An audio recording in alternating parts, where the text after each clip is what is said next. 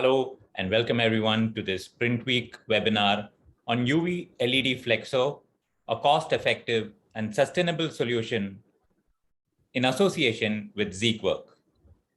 During the session, you'll have several questions on your mind about this topic.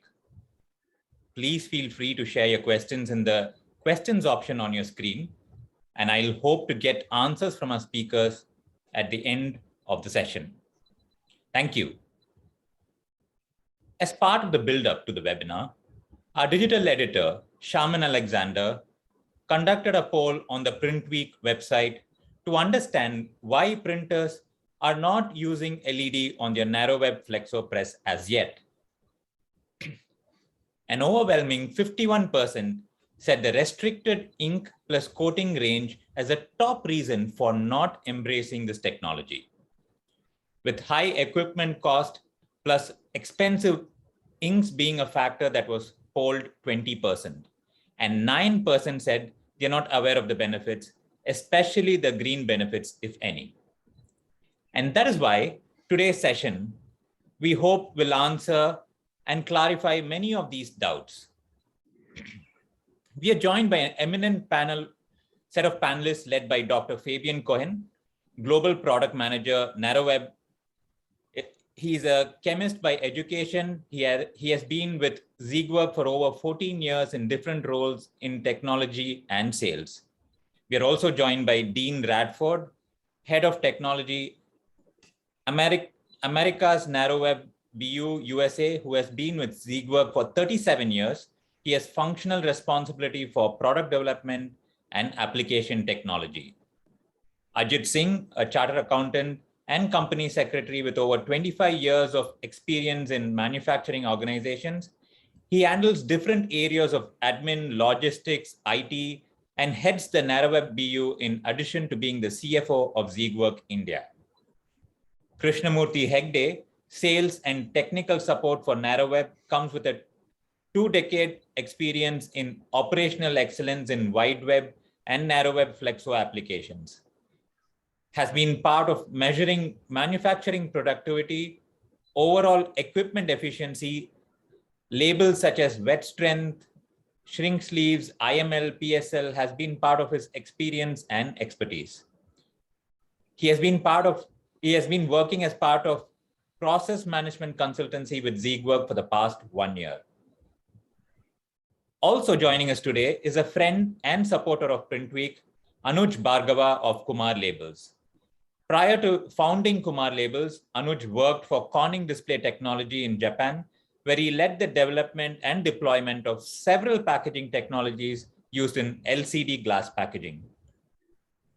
With a MS in Engineering and Production Management from US and a BE in Electronics, Anuj has several patents granted to him, including for SRTF technology that offers significant reduction of carbon footprint associated with labels. There are many firsts in the label industry that could be credited to Kumar Labels' efforts, and 100% transition to LED UV is one such bold move. We will hear more from Anuj soon. First, I'd like to invite Dr. Fabian to take over the proceedings. Over to you, Fabian. Hello and welcome from my side. Let me share my screen. Thanks to all of you for taking your time today to participate in our webinar on UV LED for Flexo printing. Personally, I'm convinced that UV LED is the future, and let's see whether we can also convince you today. The agenda of today is that first I will give a brief introduction to Siegwerk as a company, followed by some general considerations why you should consider to switch to LED. Dean will then take you through the technical aspects and Siegwerk's product offering. We will talk about what you can save with UV LED compared to standard Mercury arc UV, followed by other sustainability aspects. Krishnamurthy will then share with you his thoughts, what you should consider when switching to UV LED, including some best practice. And then, as Sriram already said, it's a great pleasure to have Anuj from our customer Kumar Labels with us, who recently converted his operations to UV LED, and he will share some of his experience with you. At the end, Ajit will close the presentation, and then we will be happy to answer your questions. I can just repeat what Sriram said. You can post your questions anytime during the call in the chat function, and we will then take them up in the Q&A session. So let me briefly introduce Siegwerk. We are a family-owned company with headquarters in Siegburg, Germany, that is near Cologne, founded about 190 years ago. Our focus is inks for packaging. 98% of our revenue is done with inks for packaging. The global output last year was close to 300,000 tons, and we serve with a staff of about 5,000 Siegwerkers, customers in more than 100 countries around the globe. Let's move to LED. Siegwerk has already more than 10 years experience with UV LED inks. We showcased the first inks during the Label Expo in 2009, and then expanded our product offering throughout the years. During that period, Siegwerk has started its success story predominantly in the US, China, and Europe. And then in 2020, we also had the first sales in India. Why have customers converted to LED in the other regions? The motivation is not identical everywhere. For example, in the US, where customers have quite long runs on a narrow press or can have, performance and productivity are clearly the key drivers. The printers can speed up their presses after switching to UV LED. They enjoy a better adhesion, a better through cure. In Europe, it was a bit different. Until recently, UV LED was strongly linked to low migration applications for food and pharma packagings. The constant output and the long lifetime of an LED lamp create a controlled environment, and this is clearly an advantage for such applications. However, now with a significant rise in energy costs, we see a quite sudden increase of interest in UV LED also for standard applications. And we know of several label printers who will now move to UV LED within the next few months. China was and is one of the front runners regarding UV LED. Here, one of the reasons why they are ahead is, as you can guess, also that lamps in UV LED lamps in China are relatively low cost, and there is quite a competitive lamp market. And the printers, they strive for lower overall costs. And I really dare to say that today, every new narrow press in China is equipped with UV LED. And in the same way that every region has an individual motivation, so any one of you will have. What benefit, what value add do you want to gain when switching to LED? Let us now give you some food for thought. And with this, I hand over to Dean. Thank you, Fabian. And good day, everyone. I appreciate your time and your willingness to allow us to present LED. As Fabian mentioned, I also agree that LED is the future, but I would also say that it's in many applications, in many regions, it's the current state. It's the commercial reality for many years now.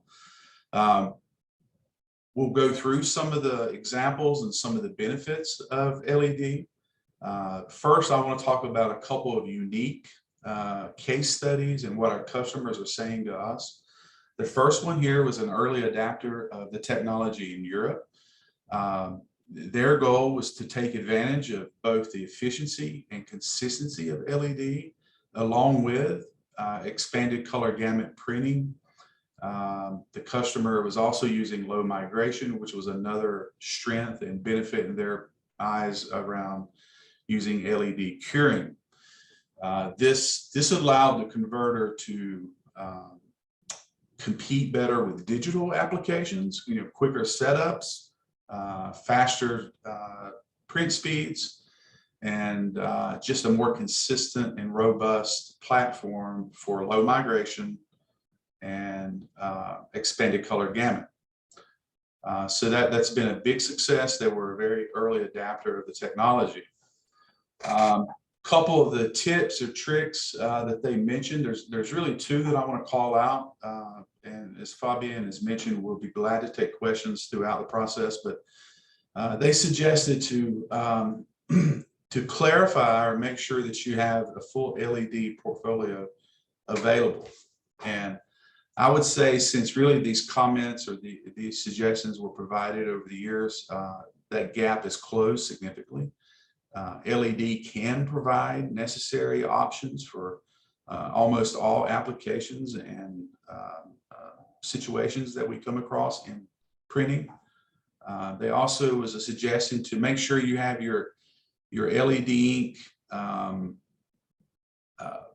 available, before you get the LED lamps. Make sure you have the right products in place.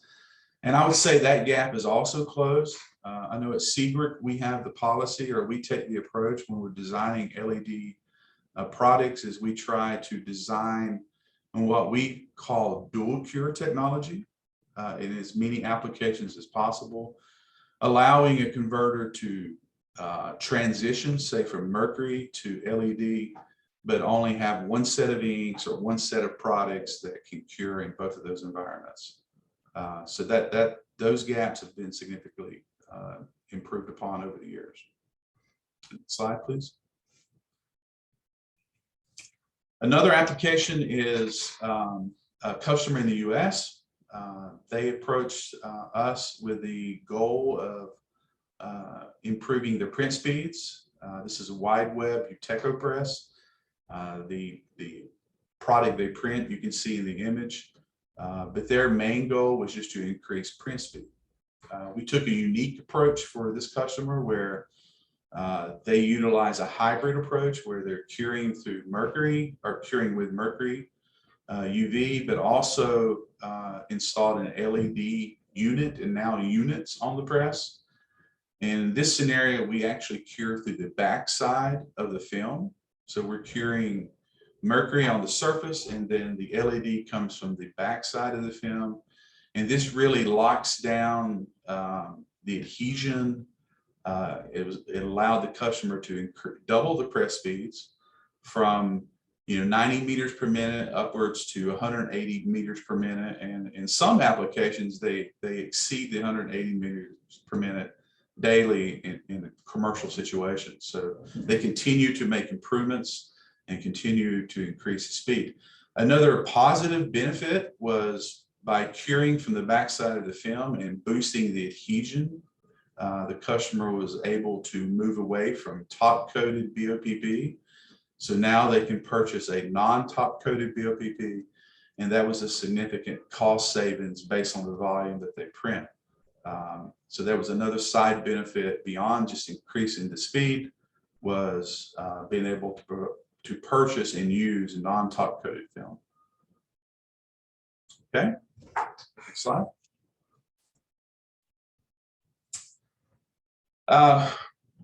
Just a little bit more about some of the advantages. I'll comment again on a few of the things we've already mentioned, and we'll talk a little bit about shrink sleeves now and further in the presentation. But before I do that, I just want to say, we talked about two unique applications. We see the same benefits as far as speed, product resistance, efficiencies, and just everyday printing as well. So, those are two what we call unique approaches with LED.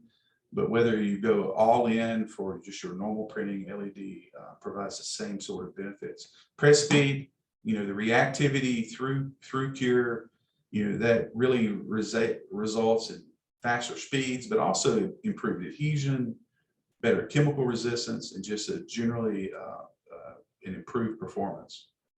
Shrink sleeves fits well. Yeah, thank you, Fabian. Shrink sleeves fit well to LED, less heat generation in the curing process, and again, consistency through cure, controlled COF, which we'll talk about a little bit later as well. Then again, the low migration, which we've already highlighted, LED is just perfect for that. Your consistency, your instant on and off, there's less waste of the substrate, meaning that you have more control in your cure, which ultimately also helps control migration aspects as well. Next slide. Just quickly, a little bit about LED versus UV in terms of the why they work differently. With UV, you have sort of a good combination, if you will, of UV or short, medium, long wavelengths, which you can see in the graph there. Whereas LED is really focused with a boost, a strong boost of energy in the 385, 395, or the long wavelength area. So, UV really lends itself well to curing thick coating weights or dark colors, of blacks or just dark blues. Opaque whites are another example that we've mentioned, but LED is really strong in those areas. A little bit about coatings. I would say that coatings, UV mercury still does a really good job with coatings. I do feel like the gap has closed. There's been a lot of improvements around coatings using LED technology. There's stronger wattage lamp systems now available. There's more options. There's a lot of R&D effort going on to continue to close these gaps. So I think coatings are a challenge, but I don't think they're a roadblock in any way. Also, I would mention LED does a really good job curing through films or curing like laminations or cold foil adhesives that boosts in the higher wavelength, penetrates through the film and allows for good lamination bonds. And in that process, it does a really good job. Okay. I want to highlight and give a good example here of opaque whites. And again, this is true for surface cure, or if you're doing reverse printing or shrink sleeve, as an example where opaque white is really impacted positively through LED. You'll see in the graph there's a absorption and reflection curves overlay of white pigment, and the transparency hole, if you will, there, UV struggles to get sufficient energy in that area. And that's exactly where LED lies. You get the UV or the LED energy in that hole. And really what that means is we can increase press speed, we can increase chemical resistance, we can increase adhesion, especially around opaque whites. So it's a perfect fit for that. Sorry. Portfolio, as I mentioned earlier, there's a broad portfolio. You'll see here the standard inks, what we call standard inks, but also low migration inks and technology. We're also highlighting what products are currently available in the Indian market or what might be an import option. I would say that we at Siegwerk design our systems to be global. So if there is a portfolio gap or there's a product used in another region, generally that technology is transferable. So there should be no concerns about availability of product or portfolio, because at Siegwerk, we have a strong network of supply chain, also great connections between all of our technology teams, subject matter experts. So all of the technologies and applications we can transfer back and forth. We're continually improving upon and designing more and more low migration technologies as well, which we think will be important for the future. I want to talk just a moment about our newest generation of UV Flexo ink. It's Siegwerk Flex Orbis. This product was originally launched in the Americas market, but has since been launched or been used globally. It was designed with a few key performance attributes. First and foremost was high color strength. You get really high pigment levels, but also with that, we maintain or we improve upon the viscosity and flow, which is very important for flexo printing, and especially if we want to take advantage of the faster press speeds that LED allows us. So we have strong inks. The system has a strong print characteristic, fast speeds, and proper flow, which is critical to for the printing process. It's also monopigmented. We took that approach, meaning the individual colors are single pigmented. We did that to expand the color gamut, brighter, cleaner colors, if you will, so for better color matching, and also just consistency. You know, reproducibility of color blends from single pigment formulations is always better than if you have blended inks. Okay. I want to call out also our adaptability or our willingness to cater to the market. We also have the Siegwerk Flex Orbis India. This system is really the same backbone as the Orbis ink that I just mentioned. However, we calibrated the inks, if you will, to the local market or to the legacy ink system that some of the converters may be using, our UV series. So this approach simply allows an easy or smooth transition if you're moving from legacy ink to the newer benefit of the Orbis ink, which you will, again, the faster speeds, better adhesion, lower viscosity, or what you would gain by moving to this ink. But color-wise and formulation-wise for color matches, it makes for a smoother transition. Both options are available, but we did do this so to make it easier to transfer systems. Okay. Back to shrink sleeve, just a couple of examples. I originally want to call out how important shrink sleeve printing is, or how beneficial LED is for shrink sleeve printing. Again, the improved adhesion characteristics, the faster speeds, but directly linked to that is controlling COF. And with LED, we were able to significantly increase print speeds and maintain COF. We're curing the opaque white generally with shrink sleeve. Your white is the last cure. Many cases it's two bumps of white. It depends on the application, but LED does a great job of curing the white, curing the surface of the white, and allowing us to maintain proper COF throughout the printing process, which is very important for downstream processing. Okay. And then finally, a little bit again about our LED low migration approaches. As I mentioned, we're constantly improving and designing new technologies around low migration. The Siegwerk and Nutriflex LED Tech is the latest state-of-the-art formulation. It complies with all of the major regulatory compliance needs.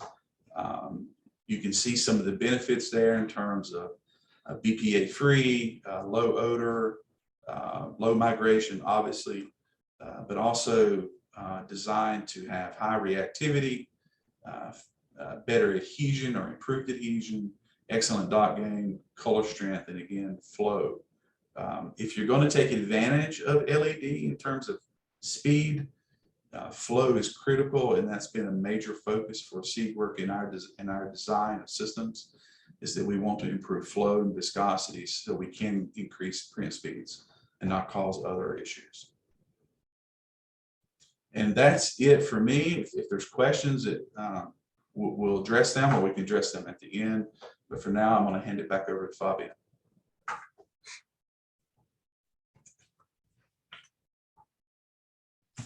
Thank you, Dean. Let's talk a bit about what you can save when switching to UV LED. There are several aspects, and we have tried to build a calculator that gives you already a first indication by adding just some basic numbers and taking some basic assumptions. You can find this on our website. The link is here at the bottom of the slide. And let me just move to it and give you some illustration how it works. Let's first switch to INR. You really enter the width of your press, how many days, how many hours per day. Let's say you run 2 shifts, days per month, or let's say 24 meters produced in a month. I guess it's something like this. And share of printing time, let's say 40 is an average value, but here, of course, you can always enter your specific numbers. And we have covered here 2 aspects where you can save money: the energy part, and then the fact that you no longer need to replace UV lamps, as a lifetime of a UV LED lamp is almost the lifetime of your press. You save here, and we just see an additional savings, and then the cost per kilowatt hour in your region. You press calculate, and it's amazing how much you can save if you switch to LED on an annual basis.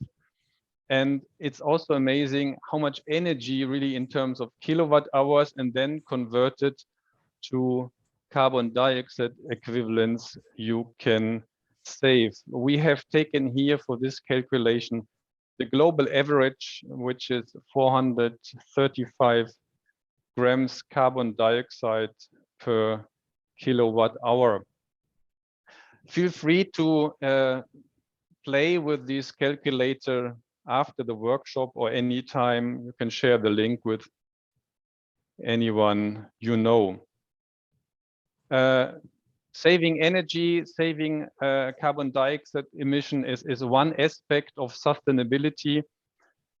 And here, just to illustrate you, if you save 70,000 kilowatt hours per year, this equals a CO2 emission reduction of 33 tons. With a standard car with an average mileage, you also produce 33 tons of CO2 when you go 200,000 kilometers.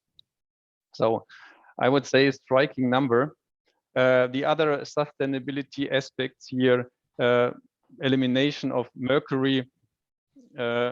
Although we do not have a global ban yet, there are several initiatives striving towards such a global ban. Maybe it will be enforced in a few years from now. The UN is strongly pushing for it with its Minamata Convention. And then we also do not generate any ozone when having LED lamps, something good for the worker safety. And you do not need to use any exhaust system. So you moving to UV LED is not only a matter of technology and advanced speeds and better adhesion. It's not only a matter of saving money, but it's also a matter of sustainability. And we as a company, we take this seriously. We are striving towards more green or greener applications. And I would urge also you to take sustainability aspects into account when thinking about an investment into UV LED. And with this, I hand over to Krishnamurthy, who will now give you a bit more feedback from the practice, from the press. Murthy, up to you. Thanks, Fabian. Thank you very much. If you can go to the next slide, it will be better. Okay, so there has always been a dilemma in the converters, whether we should buy a new press with LED systems all installed, or we should go for a retrofit of the old machine. So to answer this, I would say retrofit always is a shorter time wherein you can actually see results faster than going for a new press, buying a new press, which will end up having a longer lead time.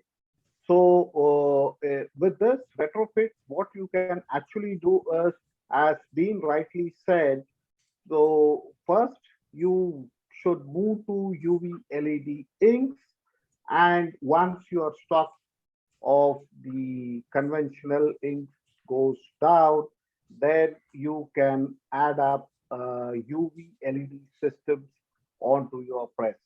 First, try it out with one station with UV LED and run it at higher speeds. Check the efficiency, check your consumptions. All these can be analyzed with only one unit, having only one unit of UV LED. And later on, once your stocks of the mercury lamp inks comes down and you have more of LED inks, you can actually convert your press to UV LED completely. So, so there is no, as such, I would say there is no major changes on the press. It's just removing the old system and putting a new LED system. That's the only change which will happen. So next slide. So from an operational point of view, if at all you want to know, the first thing what we need to know is what is UV LED curing system. And the second part, what is actually needed is you should build relationships with the experience providers for either it is lamps or you consider inks.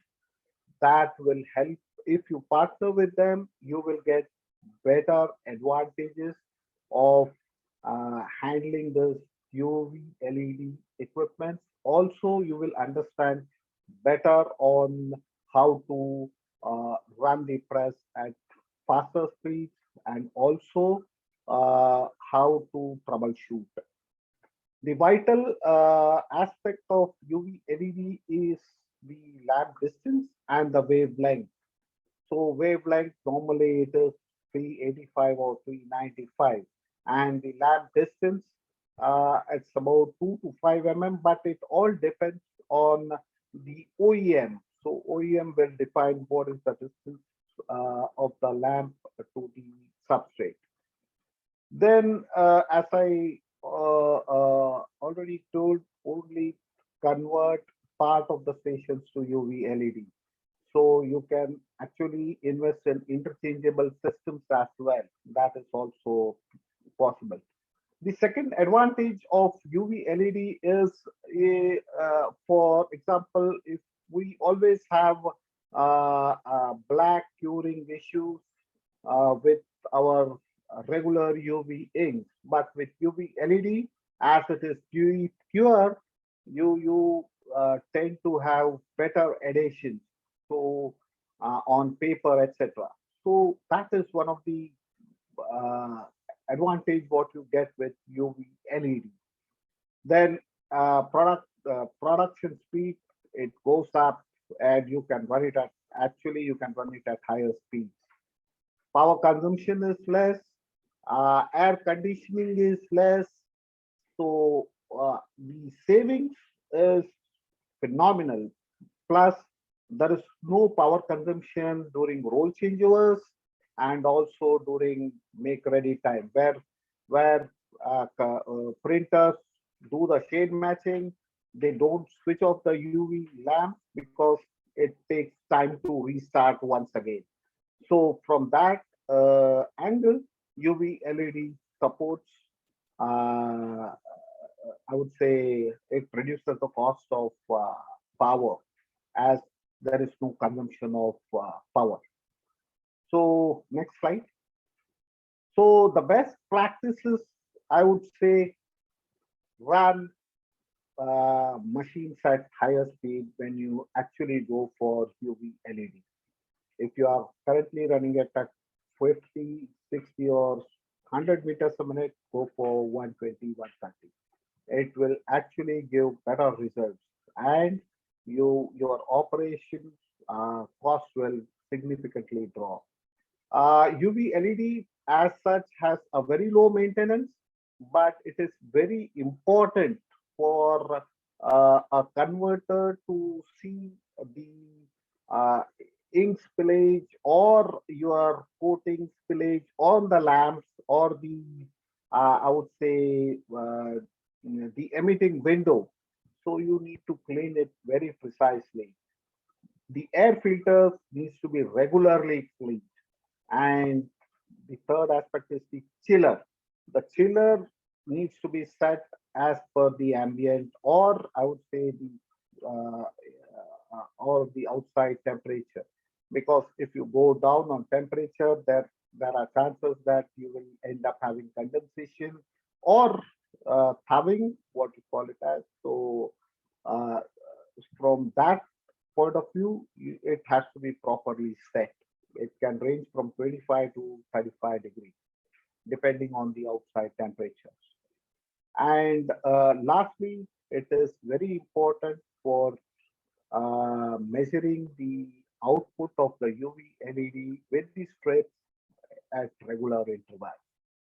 With this, I would like to hand it over to Anuj Bhargava, who is the managing director for Kumar Labels and who has been using UV LED for almost an year or so.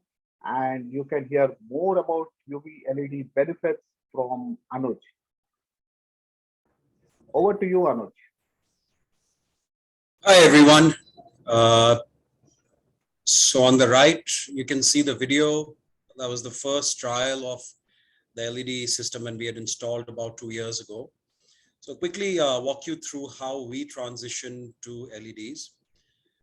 So we were given a lot of gyan and information on changing to LEDs, but we wanted to check and validate ourselves whether this is the right system for us or not. So in 2019, just before the COVID hit the world, I was at Label Expo China, where I visited a couple of factories, and specifically one which had been using LED systems for the last 5 years. So since 2014, they had been using LED and everything, right from varnishes to gold foil adhesives, inks, everything. So that gave us a lot of strength, and it told us that yes, this is something that is workable. The second step that we took was to mitigate the risk. We took trials of LED systems from Korea, India, China, and Taiwan as well. And we tried different frequencies or different wavelengths. Wanted to make sure that inks and the hardware was compatible. We got inks from Siegwerk, tried it, and made sure that one particular configuration worked the best. And finally installed our first system in 2020, just after the lockdown. In fact, I'm sorry, just before the lockdown.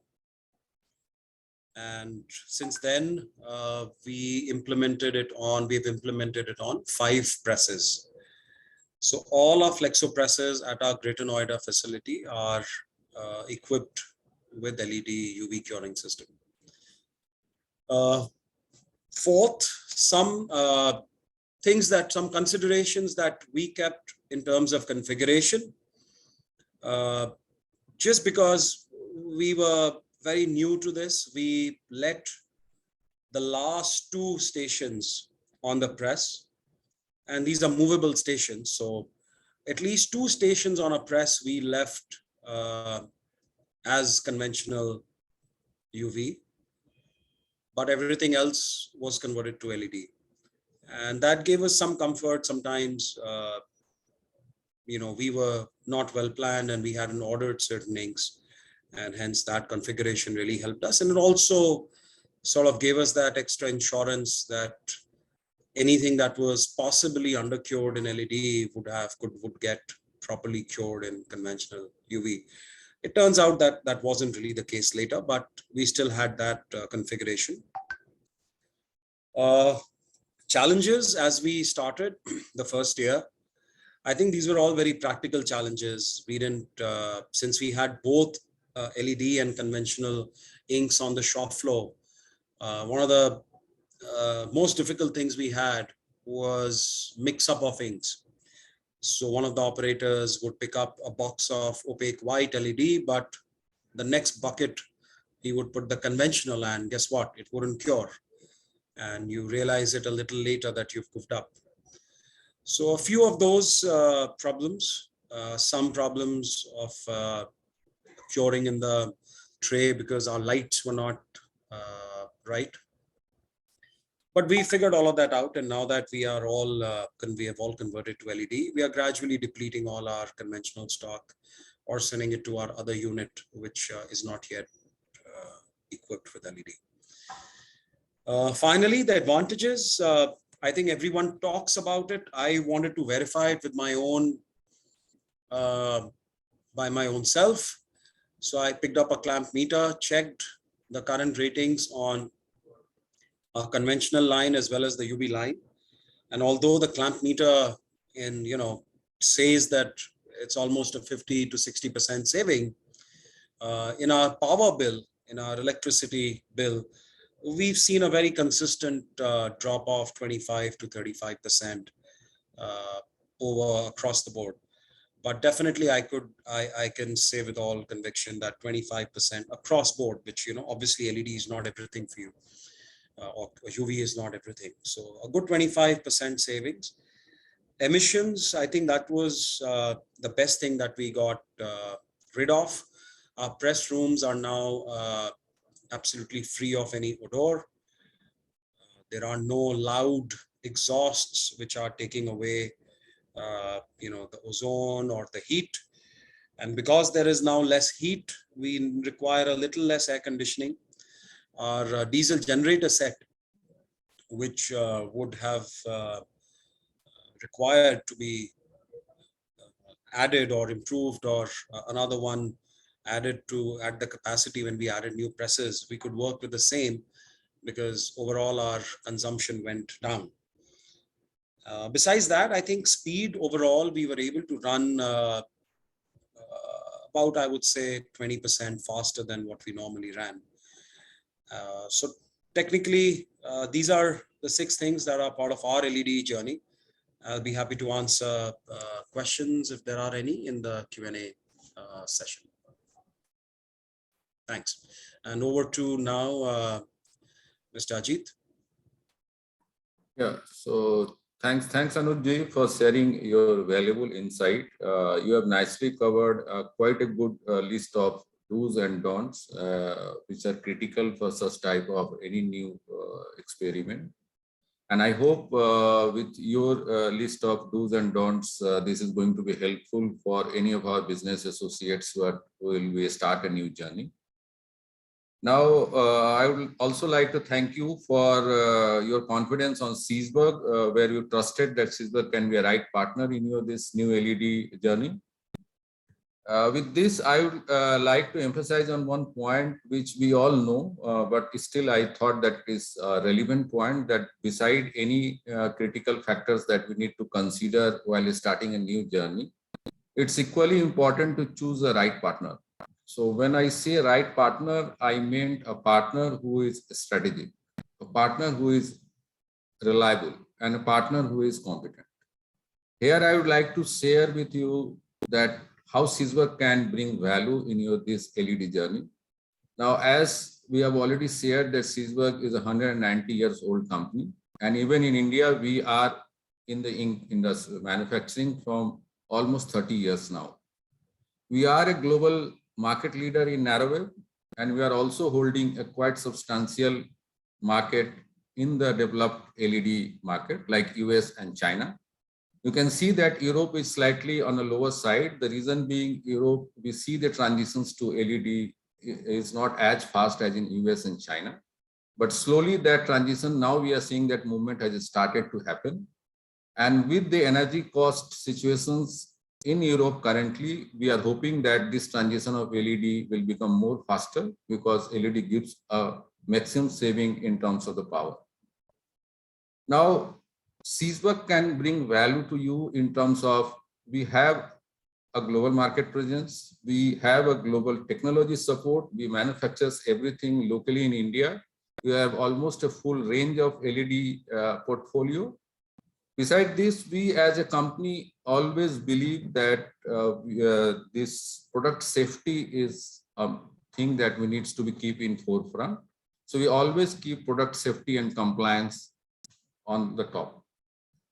We have a robust supply chain, so you can be rest assured of our reliable supply. We have a factory in Rajasthan, and we have a presence through our color matching centers and warehouses across pan India.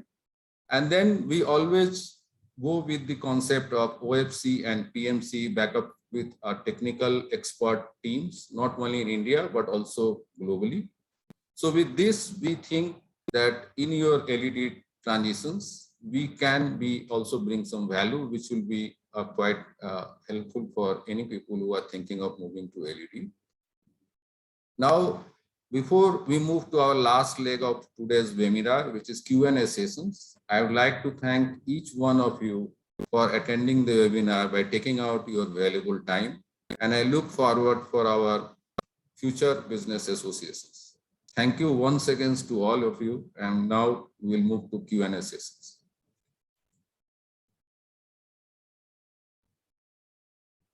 Thank you, Ajit.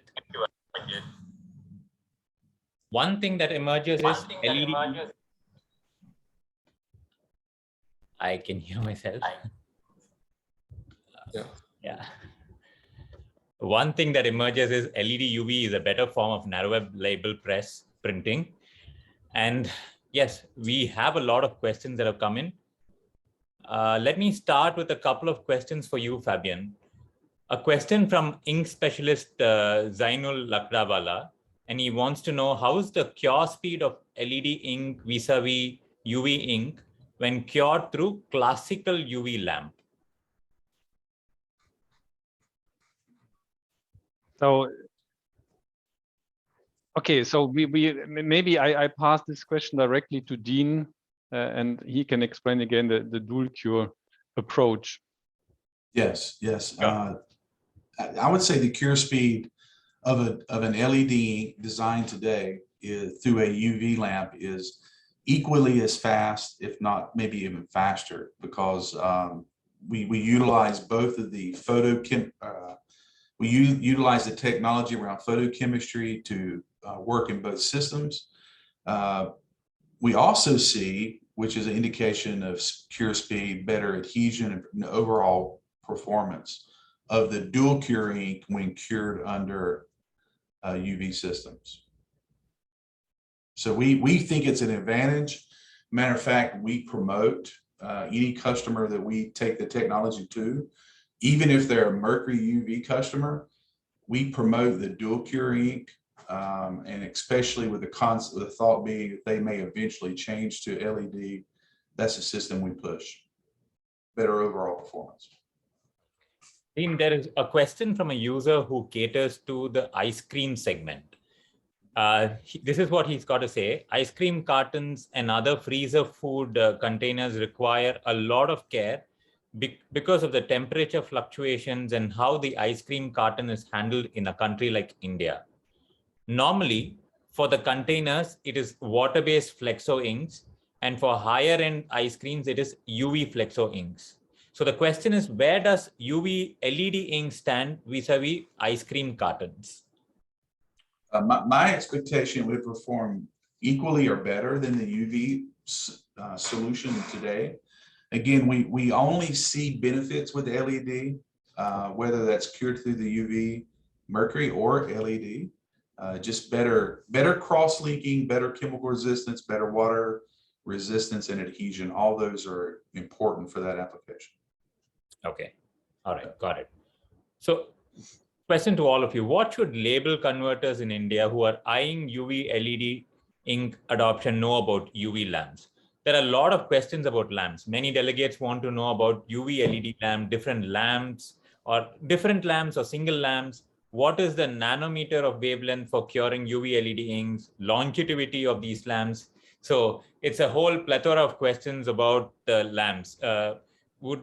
Maybe Krishnamurthy, would you want to take a shot at this question? I would say the wavelength of UV LED lamp is normally what we use is 385 to 385 or 395 nanometers. That's the ideal one which is currently used in India. So to answer that question on the wavelength aspect. Okay. So are these different lamps, or is there a multiple lamps, or is there a single lamp? So 395 is different. I think Dean will be able to answer this much better. Sure. As they have been using this for quite a long time. Dean, back to you. Yeah. The lamp supplier can adjust that for wavelength. Again, 385, 395. I think both are widely used. The lamp technology is ever evolving. There's a lot of R&D. They're changing the not only the penetration of the energy, but also the window or dosage range. So they're starting to design lamps that are wider, okay, and different intensities, different. There's a lot of options. What I've seen, they all work really well. All the lamp suppliers have excellent products. The life expectancy is really high. I don't want to throw numbers out. I don't have it, but it's significantly higher than a mercury lamp. So just general life expectancy of LED is much better. My quick question for you: what is the lowest energy requirement for UV LED inks in terms of millijoules per square centimeter? Is there a number? Yeah, I don't have it. I would say I can talk to that a little bit better on the wattage of the lamp. The minimum, what we see really in commercial settings is like a 16-watt lamp. I can come back and try to get the energy requirement, but generally 16-watt lamps are widely used in the US market, but now, there's improvements, there's 20-watt lamps and more. And as that technology, as the more energy they provide, the better they can control the cost, the better the performance. Got it. Thanks, Right. Steve. Anuj, how was the learning curve? Typical learning phase when you moved from 1 press to 5 presses. You said you maintained 2 stations as conventional UV. What are the 3 things you learned during the journey, Anuj? So, well, it's not new for us that we're sort of the risk takers and taking the first ones to take the plunge. We've done it in too many things. So yes, of course, there was a little bit of a scare. What if inks wouldn't be available? What if there would be a challenge? But I think seeing a factory run in China at full swing, 14 presses, all running on LED UV for 4 years, I think one that was the most comforting. Okay. Learnings, I think, please do, or if I may suggest to all my friends in the industry, please do a lot of shopping around with LED UV. In my opinion, and I might be wrong, Dean might be able to correct me, I sense that the intricacies that were once involved in the conventional system, wherein your reflectors had to be of a certain angle and your exhaust system had to be driven by a drive on a PLC that you increase the air and reduce the air, and multiple speeds, you bump up the power of a lamp. I think all of that complexity in construction of an LED system is sort of gone. It's much simpler. Okay. That's what I feel as an engineer. Which also then, it's my guess is it is easier to buy, and I suspect it is going to be very easy to build as well. Very widely available. I suspect it would become very widely available and very easily assemblable, if I may say, at any place. So I think it is less complex than the conventional systems. Yeah, So, I would agree completely with what you said. The simplicity or the consistency of LED, you remove a lot of those complexities from the Mercury, and it's just, once you adapt it, it's a much easier technology to manage. And I think in pricing also, you would see a wide variety of pricing with the hardware. I don't want to take numbers here, okay. but I think that whole era of UV LED being the unheard of technology or a prestigious technology and all of that, I think the honeymoon period for UV LED in most parts of the world is all over. So you should be able to demand very good prices from the equipment suppliers and very good service. And like I said, because it's so simple, if you have basic maintenance with your chillers, with your lamps, just clean them up with a white cloth, and they're good to go for a long time. On that note, is there any impact on analogs plus the chemistry? No, not really. I think we did face a challenge here or there. Okay. Certain inks had better strength, and on metallized surface, you need very heavy deposit to not see much of the metal. So Okay. on a thinner lay down of ink, you would, we just had to dilute it with the transparent white. It's a silly thing to do, but so it's a good problem to have, to be honest. Okay. Okay. So what did you do for training, Anuj, especially operational practice? What does Kumar Label do about its ink mixing center for UV LED inks? And how did you train the people in the science of color matching and ink mixing? No, I don't think any of that changes with the UV curing system. You cure it with lamp 1 or wavelength 1, and you cure it with wavelength 2. I don't think that changes at all. So nothing changed on that front. In terms of machine operation, it's as simple as, there's no difference. It is in fact much simpler. There is an instant turn on, turn off.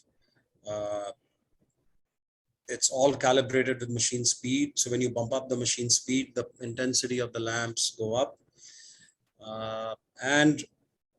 One thing that we did, we asked the manufacturer to install additional modules for the 2 LED, power supplies for 2 modules right on the outside. So we could sort of switch them off when we were running a narrower paper. Okay. And so the outside LEDs, the LED modules of most of our presses are almost new, because most of the times you don't run, at least in India, paper as wide as the press, depending, because it depends on the size of your labels and all of that. So at some point we feel we could flip them over in the center ones and sort of have more out, squeeze more out of that LED system. Okay. Okay. So thanks, Anuj. I was just looking at another question. Can someone tell me, is it possible to combine UV and UV LED on one press? When and why should a converter consider this? Dean, you take it. Yeah, I mean, it's possible, and there are some advantages. But you mentioned having a UV and LED hybrid, if you will, just gives different energy, focus, cure. There may be some coating applications where the UV would still perform better. It's quite common to have UV presses that might have a one station or two stations with Mercury system. So it's a very common approach. And when does one take this approach, though? It may be application dependent, right? It may be that some people do it if they're really trying to maximize cure and speed. And again, just the different focuses, the different types of energy being applied just helps secure even faster press speeds or more cross-link density for like low migration, those types of things. Okay. One more question for you, Dean. You highlighted a couple of Siegwerk products. The question is, what is the ink coverage quotient? Also, if you can share, what is the yield factor? I don't have that data Okay. easily supplied. But again, from an LED perspective and UV perspective in general, we get very good mileage or coverage. There's no, there's no difference in terms of LED coverage of ink versus say UV or Mercury. It's the same. Got it. Thanks. Okay.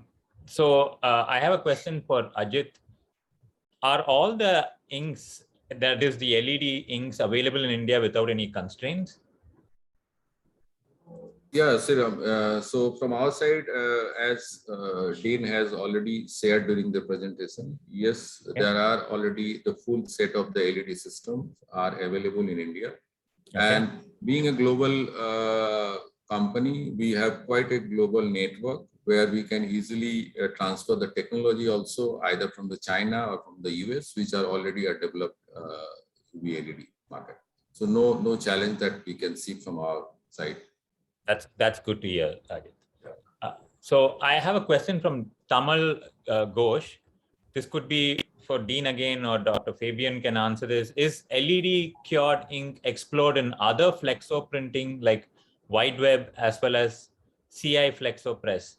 How is the success rate if that has been done? Yes, matter of fact, the second case study I mentioned was a wide web press.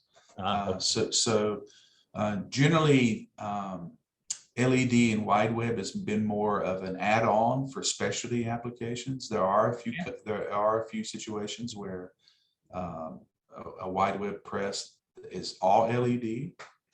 Obviously, the width of the press, there has to be multiple lamp installs across that width to get coverage, but it's done. And again, that second case study you can go back and review is a wide web press. Okay. All right. Got it. Thanks. There's a question from Bhavin Mehta. What wattage per centimeter square is installed, and what option do you use for? I think this is more for Anuj. What wattage per centimeter square is installed, and what option do you use for gloss coat? Is it UV conventional or LED? I'll have to check exactly what is the wattage per square centimeter on our lamp. My guess is I think it's 20 or less. But we do use LED UV varnishes as well. Okay. Everything is, we are, like I said, we are trying to completely get rid of conventional. Okay. So our cold foil adhesives, our lamination adhesives, our drip off varnishes, everything is LED right now. And we are now in fact trying to secure sources so we could even convert 6 of our screen printing machines LED as well, because they require a lot of energy to cure, because we have a very thick deposit. Yeah. Dean, do you have any experience with the screen printing machines getting converted to LED? Yes. Oh, yes. Yes. And that's one of the strengths really of LED. Because of those thicker deposits, it's a sweet spot, if you will, for LED. It works very well for that. So. Okay. There are a lot more questions, guys. So so Anuj, maybe you can tell us this. Are UV LED lamps different from the conventional UV lamps? What is your research been on this? Well, it's just like how, we have incandescent lamps. We used to have the conventional bulb, remember? And how we have the LED bulbs. Mm-hmm. They're just as different or as similar. Okay, got it. And UV LED inks have good flow in terms of viscosity? Yeah, there's no difference in terms of viscosity or the look and feel and touch and whatever. It's all the same.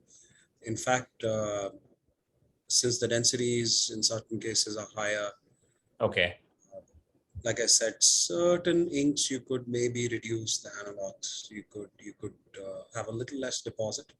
Well, it's all it's subjective, because it depends on what kind of a job it is and what densities you want. But yeah, they look alike. Got it. Thanks, Anuj. So, Dean, how will you compare this category of ink against, say, a water-based ink? Yeah, it's quite different, right? I mean, I think a lot of times people use water-based ink, at least, I see in the Americas market for like food sensitive applications. Yeah. Water-based would be a predominant technology. That's why I have highlighted our designs around low migration technology, where we're designing those inks to be better suited for food sensitive applications, pharmaceutical applications. And so they're similar in that approach. From a Siegwerk perspective, if you're using it because of food packaging, we would want to have a discussion to understand the application, understand the intent, but we have both technologies available. Got it. Okay. So, excuse me. Should one convert part of the stations to UV LED or invest in interchangeable cassettes? What is better and why so? And can we also have some names in terms of the providers in the Indian market, if you can share that? Is that for me? Anyone in the panel can take that. Maybe there are a lot of UV system manufacturers on this call. I'm not going to name anyone. Okay. My office tomorrow, and so let me not do that. There are quite a few providers. Okay. I think what's very important, what I would highly recommend everyone is to please do your homework, and experience is important. I guess, although it is not such a complex technology, but so as such, the lamps are very easy to illuminate. Okay. But cooling part of the system is very critical. So if you don't cool it right, or if you overcool it, or if you do not have the modules well insulated in terms of moisture entering into the modules, you might end up having some challenges there. Okay. So I wouldn't want to name anyone here, but I think it's very important to buy from someone who has good experience. Got it, Anuj. Thank you for taking that. So this is a question that we had in the chat. What are low migration inks? How can we explain this to a brand manager or packaging designers, maybe say in one sentence, what low migration inks are? Let me take this one. And another term would be food compliant material. Mm-hmm. So as soon as you print something that will be a primary or secondary food packaging, and you use UV inks, you should use low migration inks. That means inks that are formulated such that there is no component from the ink migrating into the foodstuff. So therefore, other term would be food compliant material, or things that are, or inks that are compliant with Swiss ordinance, Nestle guidance, and these kinds of regulations. Okay. Thank you, Fabian. One more question for you, Fabian. You spoke about sustainability. Are UV LED inks recyclable along with the print substrate? UV inks are not recyclable, at least not today. Inks are always a mixture of several components. You have different pigments. So recycling inks is would be a tedious task. So therefore, our approach as Siegwerk is that we are implementing solutions to the market that allow the printers, the brand owners, the end consumer to recycle the packaging. You always need to take into account ink is only a few percent of the entire packaging. So if the ink enable the recycling of, let's say, the remaining 95%, then the ink is already doing a good job. Okay. Got it. Got it. Thank you so much, Fabian. I think there are many more questions, but we are almost close to 75 minutes. We will share the rest of the questions over to the panelists and try to get them to answer later, yes, and share it with the wider audience for their benefit. Wonderful knowledge sharing, lots of takeaways. I think the conclusion is no need to mull anymore about UV LED inks. Lots of potential benefits, as how all the discussants have stated. As Anuj hinted, lots of information out there. Do your homework beforehand, retrofitted or not, UV versus UV LED. Beware of too much of conflicting advice and reduce trial and error so that everything is running smoothly. Of course, compare notes and have your best practice in place. Siegwerk has been a solid partner, as Dean has shared. Thank you, everyone. Thank you all panelists, delegates for joining us. Siegwerk again, thank you. Shaman for running the poll. We are at the end of our session. Over and out. Have a good evening, everyone. Thanks, everyone. Thanks, everyone. Bye-bye. Thanks. Bye-bye. Bye-bye.